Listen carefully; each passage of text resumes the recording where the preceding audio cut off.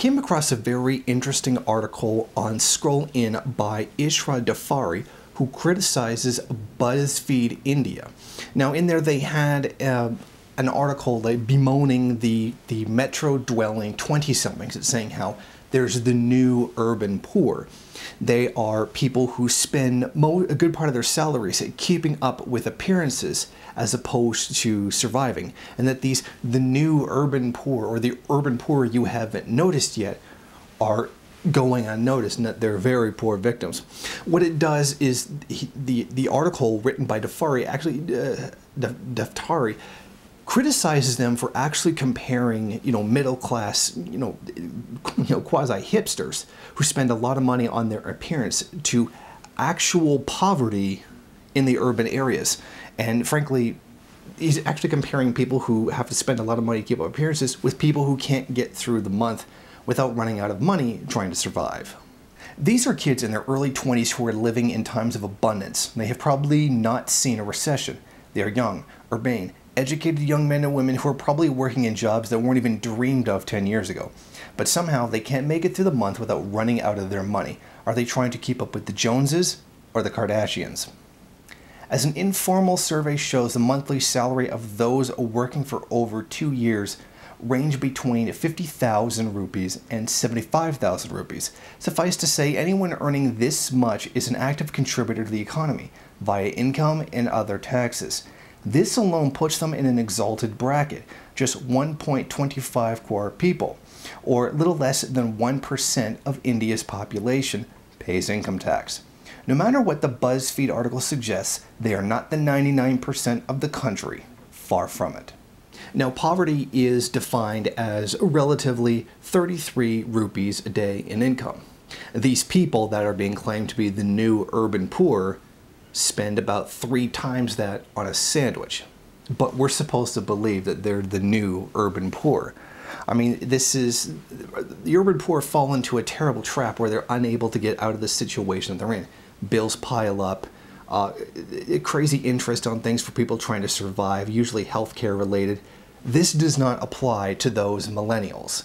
This is the average everyday person trying to survive, as opposed to someone who feels obligated to spend so much of their money on keeping up appearances and then consider themselves to be in a tough financial situation. I mean, frankly, comparing the two is absolutely ridiculous. But this shows what a distorted perception of the middle class that there is in India, and that people who are literally in the 1% still consider themselves to be poor and still consider themselves to be in a bad situation. And he says, well, let's call it what it is: an inability to properly spend money. It is living beyond your means. Now, he says that just over a decade ago, there was stories full of urban India being leveraged to their eyeballs. Households earmarking 70% of their disposable incomes towards EMIs. Now, this does not describe this so-called unseen poor that there is today, which are actually middle-class people. Now, the living conditions of these people are considered incredibly privileged inside of India.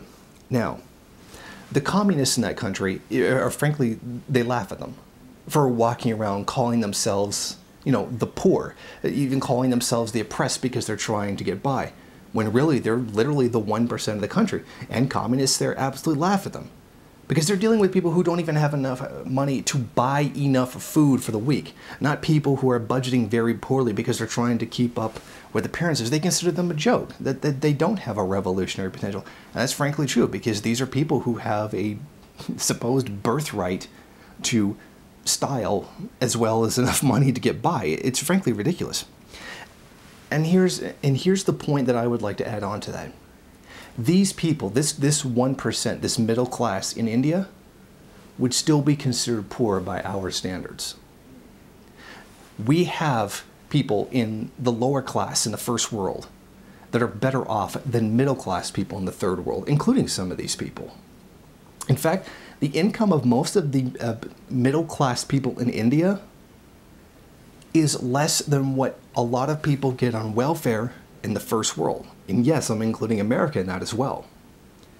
So what we see are communists, even communists in the first world, saying how these middle-class people in India are not revolutionary and they're a joke for going around calling themselves the poor and the oppressed because they can't buy the latest fashions to impress their friends or keep up with their Instagram account. Yet, we're supposed to believe that middle-class people in the first world who make an astronomical amount of money more than those people are revolutionary? They simply reduce it to a really dogmatic application of what is class.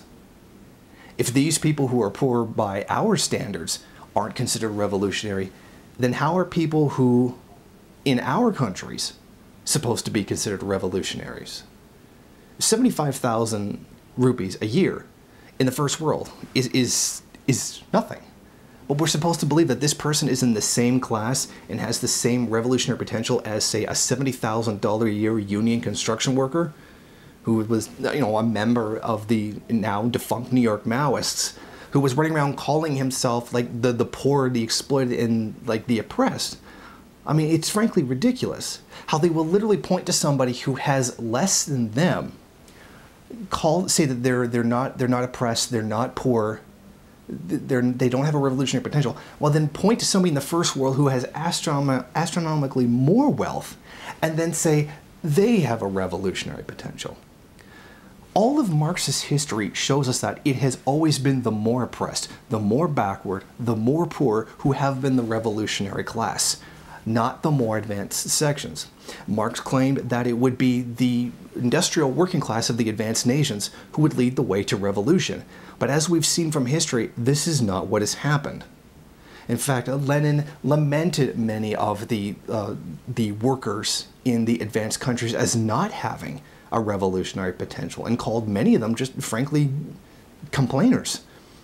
And then we turn around and we are supposed to see how like the lower classes in the first world, who are astronomically better than the middle class in the third world, are supposed to be revolutionary.